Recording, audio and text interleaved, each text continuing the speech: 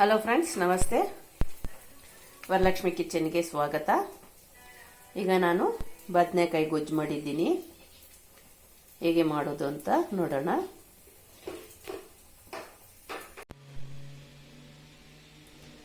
ಬದನೆಕಾಯಿ ಗೊಜ್ಜು ಹೇಗೆ ಮಾಡೋದು ಅಂತ ನೋಡೋಣ. ನೀರಿಗೆ ಸ್ವಲ್ಪ ಉಪ್ಪು ಹಾಕ್ಕೊಳ್ಳೋಣ.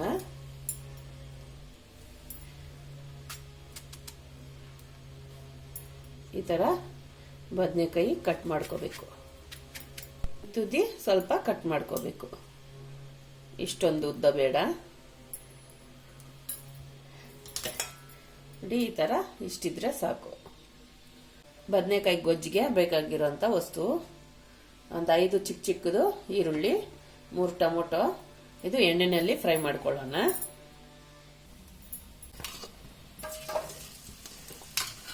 ಐದು ಈರುಳ್ಳಿ ಕಟ್ ಮಾಡ್ಕೊಂಡಿದ್ದೀನಿ. ಇದು ಎಣ್ಣೆಯಲ್ಲಿ ಫ್ರೈ ಮಾಡ್ಕೋಬೇಕು. ಚೆನ್ನಾಗಿ ಗೋಲ್ಡನ್ ಬ್ರೌನ್ ಬರಬೇಕು. ಒಂದು ಅರ್ಧ ಸ್ಪೂನಷ್ಟು ಶುಂಠಿ ಬೆಳ್ಳುಳ್ಳಿ ಪೇಸ್ಟು, ಆಮೇಲೆ ಕಟ್ ಮಾಡ್ಕೊಂಡಿರೋದು 3 ಟೊಮೊಟೊ.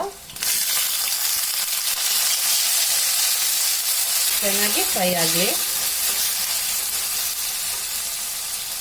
ಚೆನ್ನಾಗಿ ಫ್ರೈ ಆಗಿಬಿಟ್ಟಿದೆ. ಈಗ ತೆಂಗಿನ ತುರಿ ಸ್ವಲ್ಪ, ಚಿಲ್ಲಿ ಪೌಡ್ರ್ 1 ಸ್ಪೂನು, 1 ಸ್ಪೂನು ಧನಿಯಾ ಪೌಡರು, ಅರಿಶಿನ ಅರ್ಧ ಸ್ಪೂನು. ಈಗ ಎಲ್ಲ ಮಿಕ್ಸ್ ಮಾಡಿಬಿಟ್ಟು ಜಾರ್ಗೆನೆ ಸ್ವಲ್ಪ ಉಪ್ಪಾಕಿ ರುಬ್ಕೋಬೇಕು.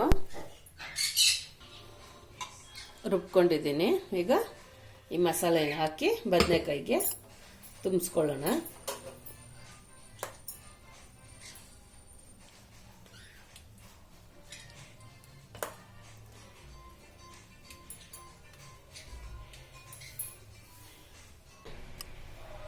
ಎಲ್ಲ ಬದನೆಕಾಯಿಗೂ ಈ ಥರನೇ ತುಂಬಿಸ್ಕೋಬೇಕು ಮಸಾಲೆ. ಈಗ ಬದನೆಕಾಯಿಗೆ ಒಗ್ಗರಣೆ ಹಾಕ್ಕೊಳ್ಳೋಣ. ಸ್ವಲ್ಪ ಎಣ್ಣೆ, ಸಾಸಿವೆ,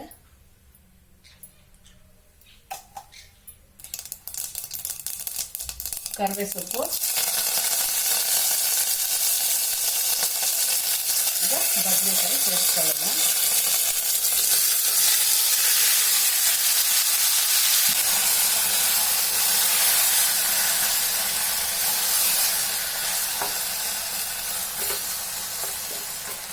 ಮುಂಚೆನೆ ಉಪ್ಪು ಹಾಕಿದ್ದೀವಿ ನಾವು. ಈಗ ಬೇಕಾದ್ರೆ ಹಾಕೊಳ್ಳಿ.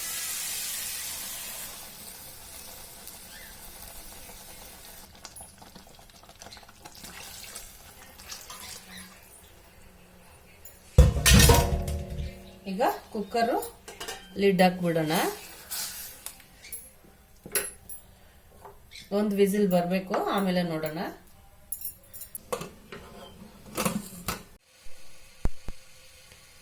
ಒಂದು ವಿಸಿಲ್ ಬಂದಿದೆ, ತೆಗೆದು ನೋಡೋಣ.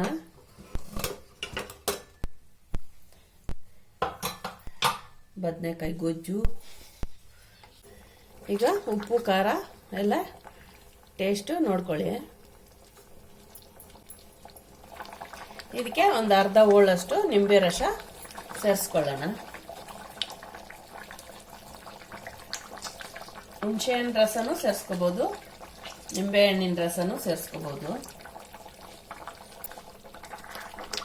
ಈಗ ಬದನೆಕಾಯಿ ಗೊಜ್ಜು ರೆಡಿಯಾಗಿದೆ.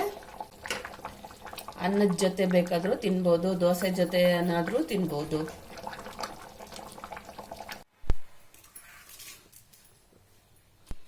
ನೋಡಿ ಫ್ರೆಂಡ್ಸ್, ದೋಸೆ ಬದನೆಕಾಯಿ ಗೊಜ್ಜು. ಈಗ ಟೇಸ್ಟ್ ಮಾಡೋಣ.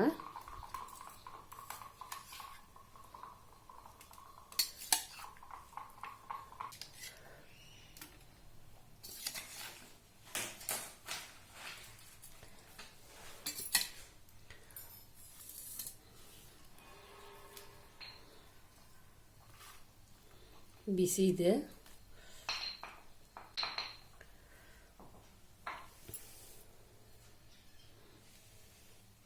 ತುಂಬಾ ಚೆನ್ನಾಗಿದೆ ಫ್ರೆಂಡ್ಸ್.